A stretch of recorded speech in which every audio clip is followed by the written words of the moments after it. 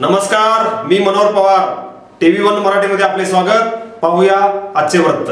लोकसभा निवडणुकीच्या निमित्ताने शहरातून जत पोलिसांचा लॉंग मार्च. सांगली लोकसभा निवडणुकीत कायदा व सुव्यवस्था अबाधित राखण्यासाठी सायंकाळी जत पोलिसांच्या वतीने शुक्रवारी लॉंग मार्च करण्यात आला. छत्रपती शिवाजी महाराजांच्या पुतळ्यापासून या लॉंग मार्चला सुरुवात झाली. ती संभाजीराजे चौक, मेन रोड, मंगळवार पेठेतून हा लॉंग मार्च काढण्यात आला.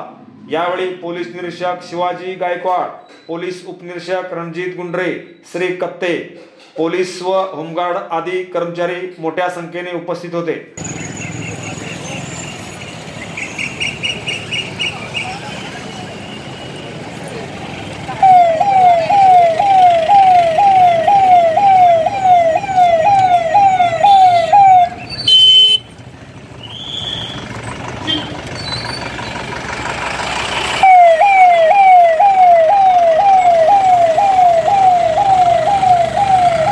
लोकसभा निवडणूक 2019 याच्या अनुषंगानं आदर्श आचारसंहिता सुरू आहे.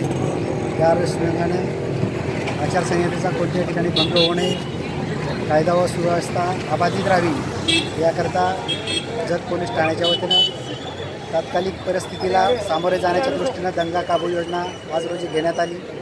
त्याचप्रमाणे शहरातील महत्त्वाची ठिकाणं, गर्दीच्या ठिकाणी या ठिकाणी देखील पोलिसांचं अस्तित्व दिसावं या दृष्टीनं रूट मार्च घेण्यात आलेला आहे. संपूर्ण जत नगरमधील रहिवाशांना या निवडणुकीच्या काळात शांततेचं या ठिकाणी आम्ही आवाहन करत आहोत.